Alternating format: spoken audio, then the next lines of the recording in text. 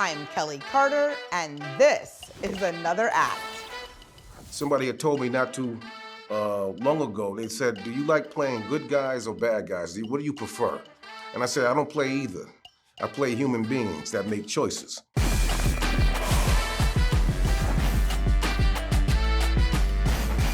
Mekhi Phifer, welcome to the show. You know, you have been at this now for almost 30 years. Walk me back. Why performance art? Why did you gravitate towards this career? Well, as a kid, I really didn't. I'll tell you my quick story. As a kid, I was always involved in the community center, things like that, and we would do little plays for the neighborhood, things like that. And then I was doing music. I got into music, so I was used to performing and being on stage and things like that. And I was going to college for electrical engineering. I just happened to go to an open casting call for Spike Lee's Clockers. And long story short, I wound up getting the lead role in that movie. So that's kind of how I got into the film industry and film and television. Yeah, I mean, look, your first film out the gate is a Spike Lee joint. Spike Lee. And I know that you were the lead in that movie. Wow. Yeah, what stayed with you from that experience? Everything. It made me fall in love with acting, the process, how intricate it is, and how many people it takes to make one particular project happen. The camaraderie, meeting people that I never would have met before, being able to travel and really get to see most of the world. So that's definitely something that stuck with me, that made me fall in love with the journey of acting. Now, along those same lines, when did you first feel that moment of validation that you were walking the path that you actually were supposed to be walking? No, so I did Clockers in 1994, in the summer of '94. I didn't consider myself an actor. After that movie was over, while I was shooting the movie, agents and managers were calling my house. So I got an agent and a manager. So right after we finished the movie, I did an episode of New York Undercover that they offered me. Then a month later, I did another movie called The Tuskegee Airmen with Lawrence Fishburne and John Lithgow and all those guys. And then, so I kept working, but I didn't consider myself an actor. The only time when I really considered myself an actor was when at the Soul Food premiere. And we shot Soul Food in '96, but the premiere was in '97. And it was packed. It was everybody who was big at the time and everything were there. And the audience reaction and the validation from all my peers and people that I looked up to, they really said, "Man, you killed it. You did your thing." Like, and I said, "Wow, man, maybe I am good at this." And I've never looked back since. Yeah, you know, that's so interesting because like you just said, you had several film credits between that first film and Soul Food, but you still didn't consider yourself an actor, even though you were landing roles in really big films with really big talent. Right, but it wasn't a career yet. For me, if unless you're like working on something for at least 10 years, that's when you have a career. It was just a few years, and it was so fast. I didn't really have time to settle into I'm making movies and I'm on TV shows, things like that. But that audience reaction for Soul Food really gave me that validation and that, like, man, I want to keep doing this, and I need to do it damn good. Yeah, you've been almost acting for 3 decades now, and it's a freelance game. Of course. Yeah, and I'm not sure that most civilians think of it that way. So the find the next job cycle is very, very real in this town. And the thing about you, Mekhi, is that you stayed very consistent, always working with great actors and creators at that. What's been key for you? When you in film or television, that is forever. Okay, so you never want to half-ass it, for lack of a better term. This is going to be here forever. Your reputation is on the line, And being consistent to me in that way will keep the work flowing, because if people know that you're going to come in and you're going to show up and give it your all and help make something better, make a piece better, make a film, television show better, they'll hire you and they'll keep hiring you. They'll be very confident in your, not only your body of work, but what the new work that you're putting down. So that's been one of the key things for me, is that this thing is here forever. And so if somebody sees only one thing that I've done, I want them to say he was very good in that. If they've only seen one project that I've done, so I have to be consistent with these projects in order, because you never know what people are going to see. So that's part of my motivation. Yeah, well, one thing about you is that you pick very, very well. How do you pick projects at this point in your career? And how did Truth Be Told align with whatever that picking process is like for you? Um, uh, I like roles that that are very diverse and different from the others. So I'm never playing the same character over and over. So that's one of the motivations for me.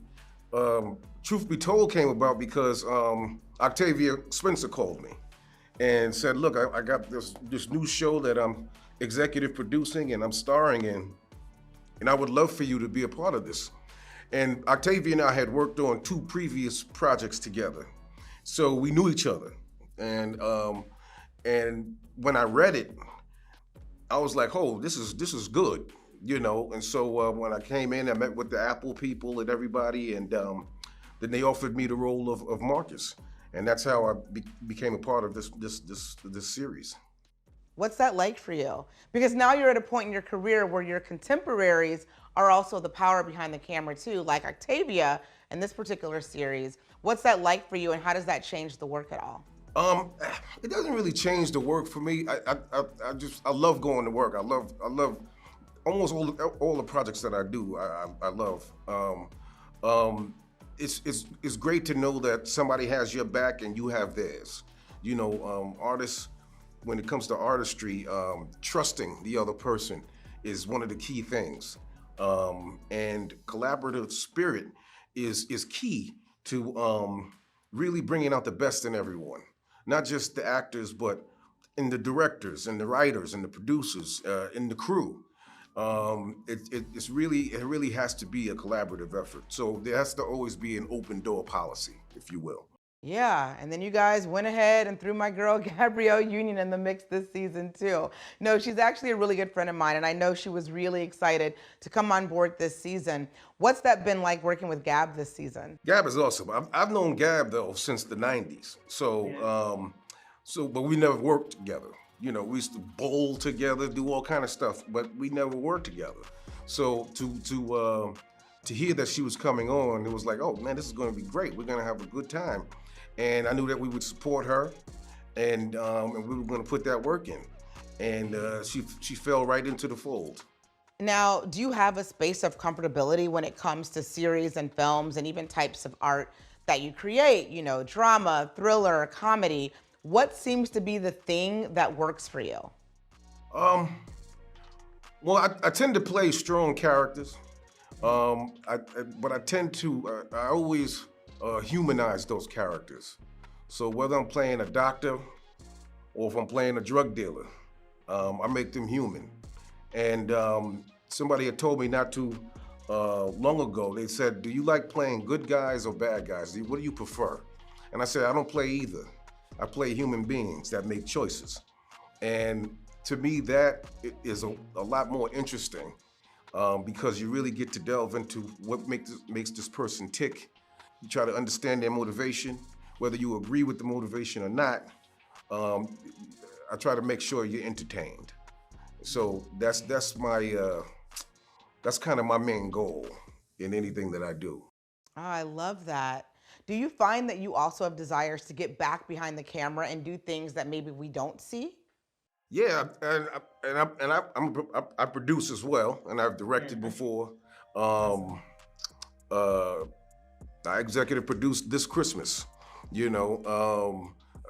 a number of films throughout my career. So yes, I do that, as well as acting, and I rewrite a lot. So like if somebody gives me a script and I see scenes that could be better or punched up, I'll get in there and get my hands dirty, so to speak. Oh yeah, come on. This Christmas, it's a holiday staple at this point. Yeah, right. Yes, we all revisit it every year. You absolutely executive produced that film. That said, how does wearing that hat in other spaces work? Do you change, the work that you do as an actor because you've had that experience behind the camera? It really doesn't. It really doesn't. When I'm on screen, I want to be consistent in the work. When I'm behind the camera, I want to be consistent there too. So it really doesn't change. When you see me on screen, it really doesn't change whether I produced it or not. I like to just jump in there, delve in there, and stay in it. All right, look, Mekhi, I'm originally from Detroit, so there's no way in hell I'm letting you get out of this interview. You already know where I'm about to go with this. I know where you're going with this. Yes, we have to talk about 2002 and 8 Mile because that was so, life, what was that like? Because I can't believe that was more than 20 years ago now. I know, it's crazy, right? Yeah. It was a great time. I loved the D. I love Detroit. It was a great time. It was the height of Eminem. I almost turned down 8 Mile. Why is that? Well, because when they first said that, look, there's this movie with Eminem, I thought it was a joke. I was like, you must be joking, And plus, I was ready to start. I was going to start ER at the time, so I was dying and dead set on jumping in there and becoming his doctor. But then they convinced me, and then I knew that Curtis Hanson was such a prolific director, so they flew me to Detroit to link up with M, and we just hit it off right away. I loved the script so much, and I knew I could have some fun with it. So I did 8 Mile, and then as soon as I finished 8 Mile, I started ER. Yeah, you went from a rapper to a doctor just like that. Exactly. Just like that. Exactly. And then, of course, you got name checked in that song, and I chuckle to myself every time I hear "Lose Yourself" because I'm like, well, there was a Mekhi Phifer, and his name was Proof. Right. But that had to be kind of a fun experience for you. Mekhi, what's next for you? What are you working on, and what's out there that you haven't done yet that you would just love to do? No, 2022. I not only did season 3 of Truth Be Told, but I also did 3 films. So I do have 3 films coming out, and then I'm starting 2 more in February. 1 in February, then 1 right after that one. Shoots in Atlanta. But something that I haven't done. Well, I've never played a superhero. Okay. That might be fun. Something that I think my kids would actually like. Because my sons don't care about what I do. Yeah, I don't believe that at all, Mekhi. All they do is spend my money. No, but I would love to play a superhero. I think that would be fun. Yeah, so wait, 3 films in 2022, and then you have 2 so far in 2023. What does it get to get a yes from you? Because that's a lot of work. That's a commitment. One is the director and the producers. Also, who I'm going to be working with. Actor-wise, and then the subject matter. All of these projects are so different that I fall in love with them, and then I'm ready to get in there, and then just go in and knock them out, But that's one of the main things is that if I can collaborate with you, if I'm working with great talent, then I'm there. All right, Mekhi, so you've just got to take a vacation at some point, though. I'll sleep when I'm dead. I know, but you know what, though? That really kind of gets back to that question of consistency and really the idea that we do get to see you in a lot of spaces. Yeah, I do. I really do. Well, it shows. Mekhi, thank you so much for taking the time out to chat with me today. Oh, no, thank you. No, it's an absolute pleasure. Pleasure. No, absolutely. It's been such a treat to watch your evolution over the course of your career, and I'm excited to see what else you've got because, look, the first 30 years are pretty good, even though it doesn't seem like 30 years. I know that's crazy. It's crazy. We have a lot more time. We got a lot more time left. Thank you so much and continued success. Absolutely, I appreciate you. Thank you.